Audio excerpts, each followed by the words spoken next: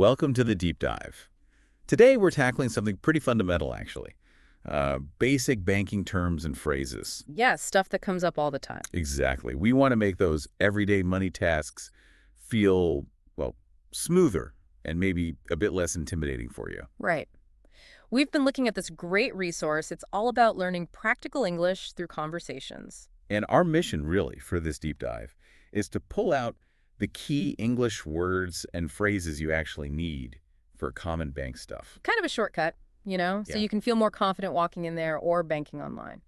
Okay, let's jump in then. Maybe start with the absolute core term, account. Good place to start. An account is basically that arrangement you set up with a bank. It's where they manage your money. So you might say something like, I just opened a new savings account. Simple enough. Yeah, exactly. And building on that, you've got deposit. Right. Putting money in?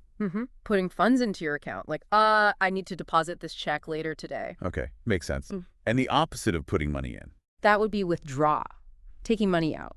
Gotcha. So, I need to withdraw some cash before dinner, something like that. Perfect example. Very common. Then there's balance. Oh. Always important. Crucial, yeah. Your balance is just the total amount of money you have in your account right at that moment.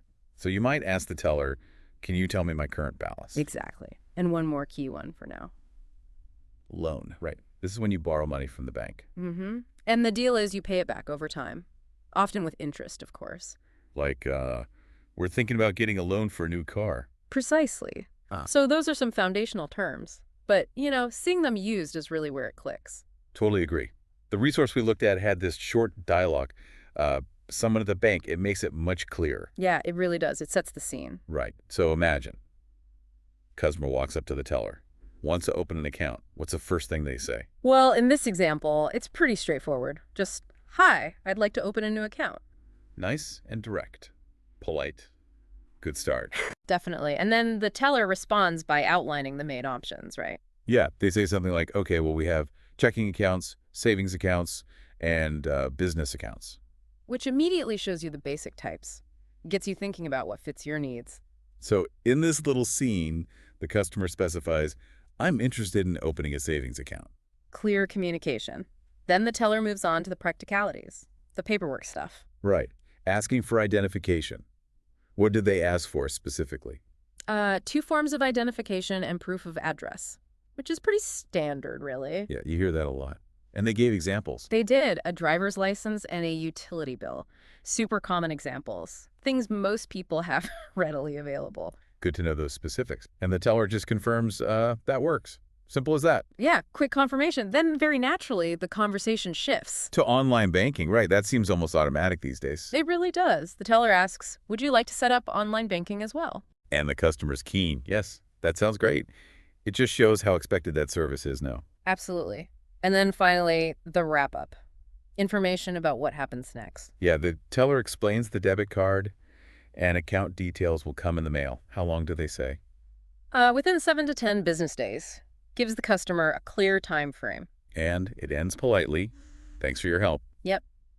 A nice, efficient interaction. So thinking back on that dialogue, that opening line, I'd like to open a new account, seems really useful. Just get straight to the point. Definitely. And knowing about the common ID types, like the driver's license and utility bill, that's super practical. Saves you a trip back home if you forget something. Exactly. And the way online banking just came up naturally. Yeah, it highlights how standard it is. Good reminder to think about whether you want that set up from the start. And that whole exchange makes you think, okay, what other questions might someone actually ask when they're there? That's a great point. Yeah. The basics are covered, but you might have more specific things you need to know. Our resource actually brought up a few common ones you might find yourself asking. Like maybe before you even decide, you could ask, what types of accounts do you offer? Just to see the full range. Good one. Very proactive. Shows you're thinking broadly. Or if you're zeroing in on savings... You want to know the interest rate, right? What is the interest rate for this savings account? Absolutely key for understanding how your money might grow. Or maybe not grow much, depending on the rate. True. Another practical one. Can I transfer money between my accounts? Like from checking to savings easily? Essential for managing day-to-day funds. And if online banking wasn't offered or you weren't sure. You'd ask, how do I set up online banking? Makes sense. And one more that can save you some annoying little costs. ATM fees. asking, is there a fee for using this ATM? Exactly. Especially if it's not your bank's ATM, those fees can sneak up on you. Yeah, they really can. So asking these questions really puts you more in the driver's seat. Totally. It's about being informed. Now, besides those questions in the dialogue, there are a few more banking terms that are just, well, good to know. Okay, let's broaden the vocabulary a bit more then. We mentioned interest rate already. Right, but just to be crystal clear, it's that percentage the bank pays you for keeping money with them, usually in savings. It's how savings can potentially grow over time. Got it. Then, the card everyone has. Debit card. Yep. That piece of plastic linked directly to your checking account. Use it for shopping, getting cash out. The everyday essential. Which brings us to the machine itself. ATM. Automated teller machine. That handy machine for cash withdrawals, sometimes deposits, checking your balance. Available 24/7 usually, which is the big plus. Definitely convenient. Okay, another important one, maybe less positive, overdraft. Ah, yes. Spending more than you actually have in the account. Exactly. And banks usually charge a fee when that happens, sometimes a hefty one. So definitely something to be aware of and try to avoid. For sure. And lastly, maybe a bit old school, but still around.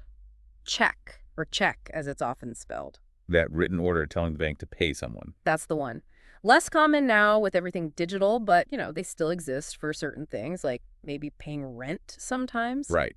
So knowing these extra terms just gives you a fuller picture, doesn't it? It really does. Helps you understand statements, bank communications, all that jazz. Okay, so we've got the basic words, seen them in action, thought about questions, added more terms.